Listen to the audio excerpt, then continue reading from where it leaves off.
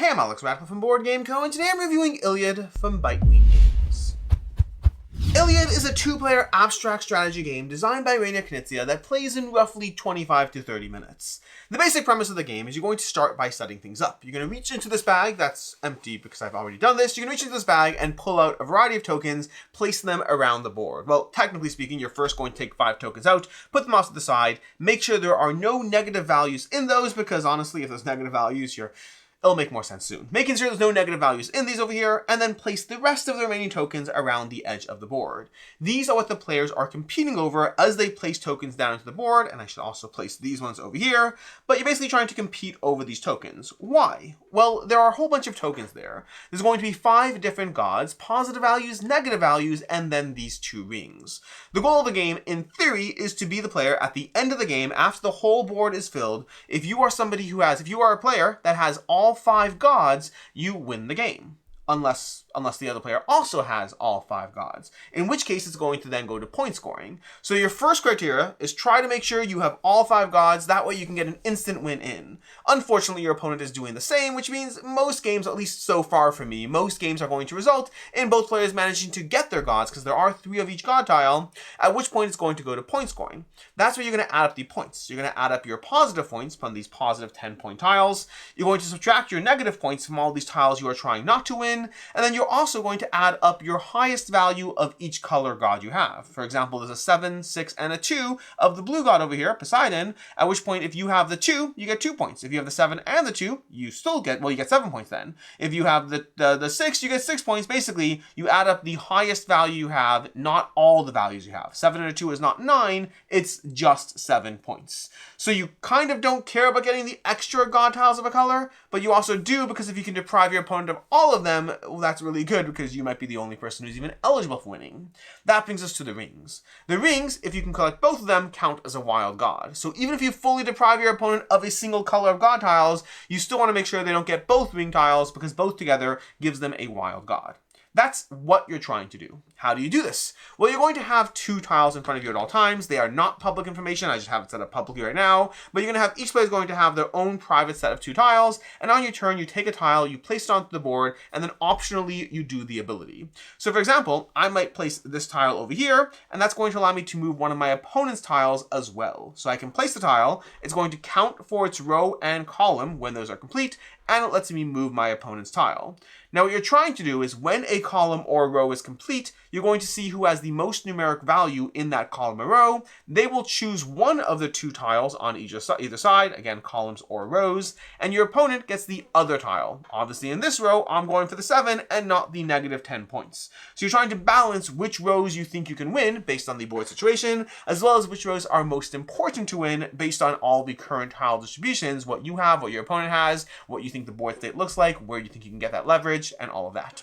The abilities of the tiles, there's going to be 6 different tiles. The tile numbers are going to be 1, 2, 3, 4, 5, and then this symbol basically is equal to the sum of the tiles on either side. So these 2 in a row scoring, these 2 in a column scoring, and usually that means you can get a nice chunk. Even though 5 is the highest numeric tile, those tiles usually, if played well, can be worth more than 5 points. If you put it between a 4 and a 3, that's 7 points. Unfortunately, if your opponent manages to make sure that's between a 1 and a 1, that is only worth 2 points.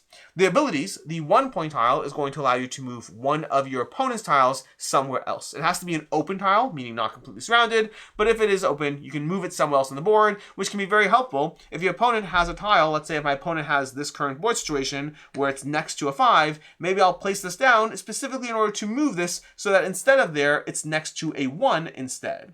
That's going to be the 1. The 2 allows you to move one of your own tiles. So the 2 allows you to move your own color tile, which is over here. So this one's going to let me move a blue one, which is strong, but not as strong as moving your opponent, which is why it's on the 2. The 3 lets you swap a reward that you've already won, usually a negative tile, but sometimes a lower god tile, for a reward from the display. So these 5 over here, you can't get from the board. You get them by playing a 3 and having another tile, again, usually a negative, in order to swap for it. Sometimes it can be worth trying to go for that early turn loss, not worried with the fact that you're getting a negative point, but put all your lower tiles out, let your opponent think they're winning, but then you can get the first tile from the display, trading in a negative point for it. That trade is more powerful when you're trading something you don't actually care about, as opposed to trading something else you care about, but just less. The 4 The 4 lets you turn over the 4 itself, as well as an adjacent tile, which again means it can be very helpful placed over here. When I place it down, I turn over the 4, but I also turn over a powerful tile of my opponent. And again, these abilities are optional. You can choose to just leave it face up, which could be relevant or better for you depending on the board state. The 5 is just a 5, and then this tile we already talked about, it adds up the sum of the tiles on each side of it. As a row is filled, you'll be able to go ahead and score it. So let's go ahead and fill a row right now. If we fill this board right here, placing all these tiles out, not worry too much about abilities or any of that. Right now, in this situation, the value for blue would be 3 plus 3, because again, this is equal to both sides. So 3 plus 1 is going to be a total of 7. And the value for red is going to be 2 plus 1 plus 2 for a total of 5, letting blue win this tile and putting it on their side, and then letting red get this tile, not that they want it, putting it on that side, and this row is complete. Do that until the board is completely full, score up all the tiles, see who won the game, and that is how you play Iliad, which means it's time for my review of what I like, don't like, can see others not liking, as well as final thoughts and all that stuff. Links and timestamps to everything down below. Anyways, what do I like about the game? In general, knowing where to focus your energy is the biggest compelling aspect of this game. You only have so many choices available to you at any given time, and knowing where you have to fight, knowing which battles you can win based on the current board state, as knowing which battles are most important to win is a big part of the game. There's only so many decisions you actually have at any given time. You're kind of dealing with the hand that you're dealt, and so figuring out where to lend your power. Do I really need these tiles? Am I trying to go for that complete win? Do I think I can starve my opponent out of the blue god tiles? Those options are going to be most of what happens as you try to play through this game, trying to effectively pick your battles. Sometimes there'll be times where you have two negative values opposing each other. For example, this -3 and this -5. That may not matter. This might seem like a big difference, but it may be no different than this battle over here. This -5 and this -10 might be the same battle to you, because either way, the losing tile, you're going to swap into the middle either way, so it doesn't really matter significantly if you end up with a -5 or a -10.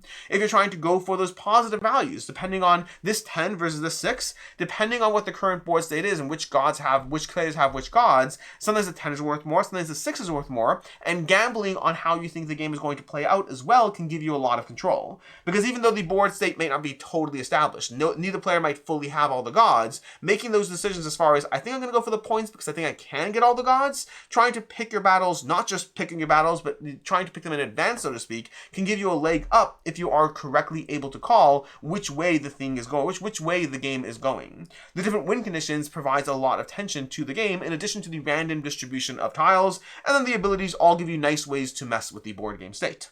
As far as things I don't like in the game, first of all, there is a slow start to the game. The game, I find, doesn't really pick up speed until you start getting towards at least that 50% board completion, and then you start finding these rows start scoring quicker. The beginning of the game is almost more of a standoff as you try to place things, trying not to let your opponent get that last move in, because outside of moving your opponent's tiles around the board, which granted you will be doing, outside of that, very often if you place the 5th tile in a spot, your opponent placing the 6th one, and you're giving them that control. So those ability tiles that you move your opponent's tiles into play, and you only have 3 of those can be incredibly impactful. Knowing when and how to use them is a big part of the game, but again, ultimately, a slow start to the game I find only picks up pace in the second half of the game.